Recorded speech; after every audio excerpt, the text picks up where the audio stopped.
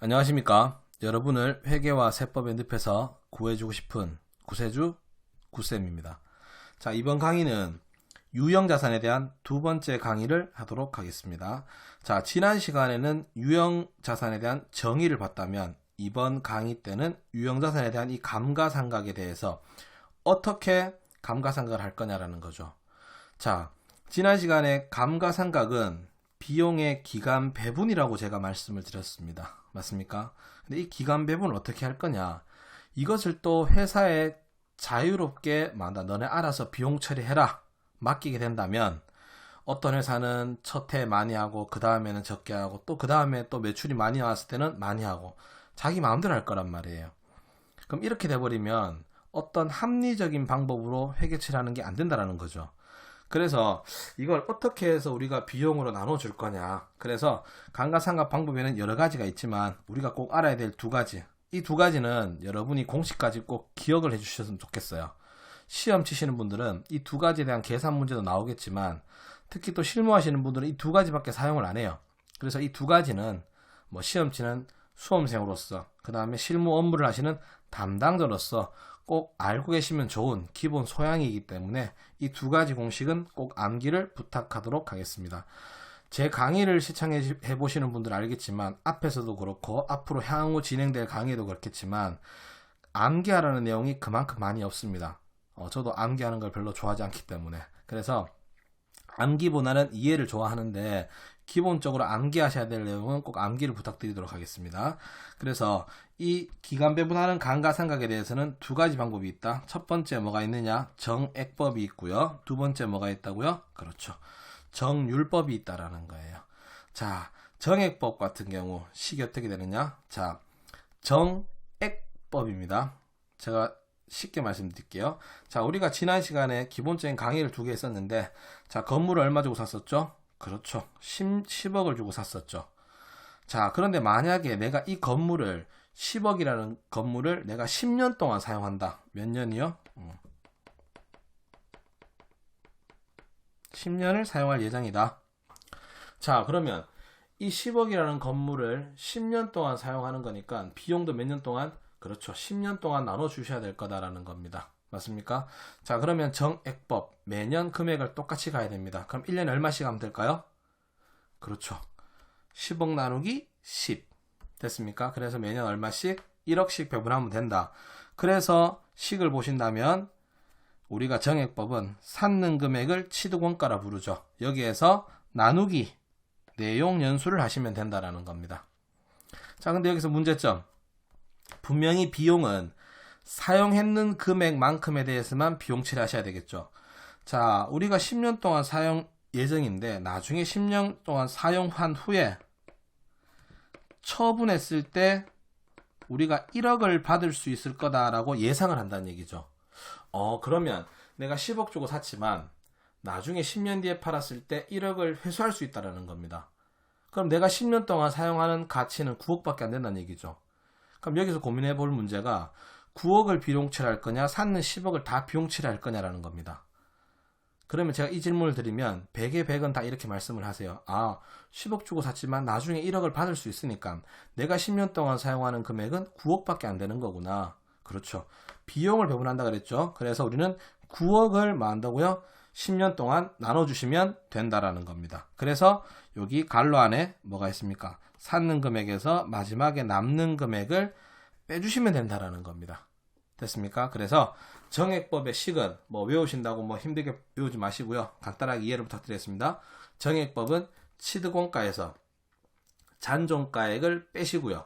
그리고 그 금액을 내용연수대로 나눠주시게 되면 된다라는 거. 그 다음 하나 더 말씀드린다면 이 괄호 안에 있는 취득원가 빼기 잔존가액을 우리가 뭐라고 부르냐면 감가상각 대상액이다라고 부르고 있어요. 중요한 단어는 아닌데 알고 계시면 나쁠 건 없을 겁니다. 이 금액을 뭐라 부른다고요? 네, 감가상각 대상 금액이다라고 부른다라는 거. 죄송합니다. 감가상각 대상액이다 부른다라는 거 기억해 주시고요. 자, 그 다음에 두 번째 다른 방법 뭐 있느냐? 정액법. 조금 말도 안 된다는 소리죠. 왜? 우리 쉽게 생각해 볼까요? 건물 같은 경우야 뭐 매년 똑같이 비용 처리하더라도 문제 없겠지만 차량 운반구 한번 봅시다. 차량 운반구. 자, 예를 들어서 회사에 업무용 차량이 2대 있다고 보겠습니다. 2대 있다고 봤을 때 하나는 신차고 하나는 뭐 한 10년 됐는 중고차라고 볼게요. 근데 인간은 누구나 다 새 차를 타고 싶을 거예요. 그래서 여러분들은 업무를 처음에 나가실 때 이 차가 2대 있다면 당연하게 뭘 쓰실 거다? 그렇죠. 신차를 쓰겠죠. 맞습니까? 그러면 여러분이 업무 보고 만다고요. 다시 돌아와서 차를 주차를 해놨습니다. 그럼 또 차가 2대가 있습니다. 다음에 업무 보러 나가는 직원 같은 경우는 2개의 차 중에 고르라면 당연하게 새 차를 고를 거예요. 제가 말씀드리고 싶은 게 뭐냐면 신차인 경우에는 사용 빈도가 되게 높다라는 거죠. 무슨 말이냐? 일반적으로 자산들이 구입한 첫 해에는 사용 빈도가 높더라 이거죠. 그런데 10년 되는 이런 중고차는 어쩔 수 없을 때 한 번씩 사용할 수밖에 없다라는 겁니다. 그럼 여기서 할 수 있는 거 단순하게 생각하더라도 직원들이 업무용으로 많이 탔다면 그만큼 업무 사용에 기여한 빈도가 높다라는 거고 그 또한 수익 창출에 기여를 많이 했다라는 거죠. 그러면 쉽게 본다면 차를 많이 타는 만큼 돈도 많이 벌었다라고 볼 수 있다는 겁니다. 그러면 앞에서 계속 강조했죠. 수익, 비용, 대응의 원칙. 그래서 많이 타는 해는 당연하게 많이 비용 치러야 될 거고 적게 타는 해는 적게 비용 치르는 게 맞다라는 겁니다. 그런데 정액법은 이걸 다 무시하고 그냥 1년이 되든 10년이 되든 매년 똑같은 금액으로 비용 치르하자. 그래서 좀 말이 안 된다 해서 얘에 대해서 만다고요. 반기를 들고 나오는 방법이 정률법이라는 겁니다. 정율법. 매년 비율대로 만다고 일정한 비율대로 비용 처리하자라는 겁니다. 일정한 비율만큼 비용 처리하자라는 거. 어떻게 처리할 거냐? 자, 사는 금액 얼마? 10억 원. 취득원가. 거기에다가 매년 일정한 퍼센테이지 정률을 곱해서 가겠다라는 거예요. 자, 그래서 우리 기존의 예제를 본다 그러면 건물을 그러면 정률법으로 처리한다. 그럼 제가 만약에 정률을 40%를 드리도록 하겠습니다. 40%. 자, 그럼 우리 한번 볼까요? 건물 10억 원을 40% 비용 처리한다. 그러면 취득원가 얼마요? 10억. 정률 얼마? 40% 곱하게 되면 1년 차 때 얼마가 됩니까? 4억이 되죠. 맞죠? 와, 비용 처리 큽니다. 자, 두 번째 해에 또 취득원가 10억 곱하기 정률 얼마? 40% 하게 되면 또 4억이다라는 겁니다. 첫 해도 4억, 두 번째 해도 4억. 그러면 정액법하고 차이가 없다는 거죠. 그래서 어떻게 하느냐? 정률법은 금액을 전체를 가지고 일정 금액을 가는 게 아니라 감가상각 누계 그동안에 비용 처리했던 금액을 빼고 누적적인 금액을 빼고 남은 금액에 대해서만 곱하기 해서 정률로 가자라는 겁니다.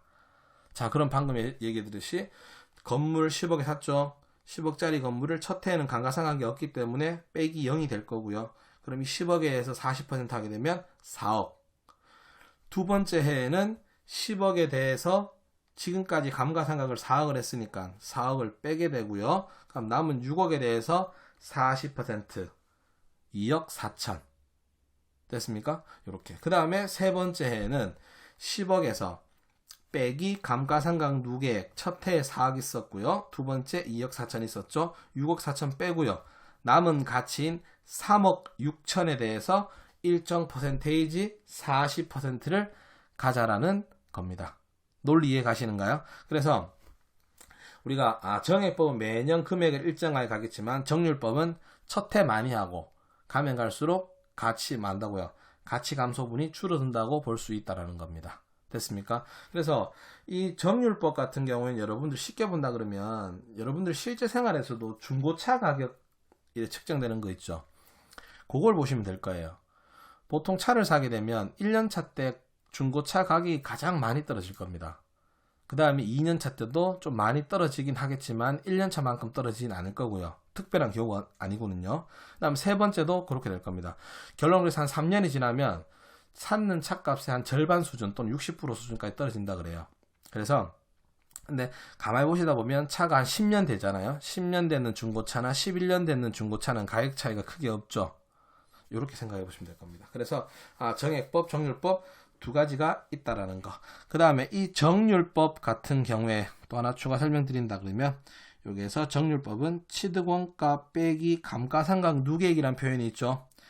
요 금액을 우리가 뭐라 부르느냐면 얘를 미상각 잔액이다라고 부른다라는 거. 뭐라고 부른다고요? 미상각 잔액이라고 부른다라는 겁니다. 아시겠나요? 미상각 잔액. 아직까지 상각이 이루어지지 않았는 금액이다라고 해서 미상각 잔액이라고 부른다라는 거 기억해 주시고요. 그 다음 여기서 하나 더. 이렇게 감가상각 하는 거는 여러분들이 언제? 그렇죠. 1년 동안 사용했기 때문에. 됐습니까? 1년 동안 사용했기 때문에 비용치를 하시는 거예요. 왜냐? 내용연수라는 거 자체가 1년을 말하는 거죠. 연을. 그래서 1년에 이만큼씩 비용 처리해라 이겁니다. 그런데 사용기간이 1년 미만인 경우 꼭 1월 1일 날 차를 살 필요 없는 거고요. 사업을 1월 1일 날 시작할 수도 없는 거잖아요. 맞죠? 그래서 중간에 사업을 시작했다면 1년치 비용을 다 처리하면 된다 안 된다? 그렇죠. 안 되겠죠. 그래서 1년 미만인 경우는 월할 계산한다. 월할 계산. 뭐냐? 나왔는 감가상각비에다가 월할, 앞에서 우리 어음에서 배웠죠. 월할. 월로 나눈다. 1년은 몇 개월? 12개월. 그 다음에 그만큼 우리가 사용했는 월수. 예를 들어서 차량을 10월 1일 날 구입했다면 뭐 한다고요? 12분의 10월 1일이니까 10, 11, 12, 3개월치. 이렇게. 됐습니까? 월할 계산을 해야 된다는 거 잊지 말아 주시기 바라고요. 자, 여기서 하나 더 추가 설명드린다면 우리 취득원가, 잔존가액, 내용연수 이 세 가지를 합쳐서 우리가 뭐라고 부르느냐? 감가상각의 3요소다라고 부른다라는 겁니다.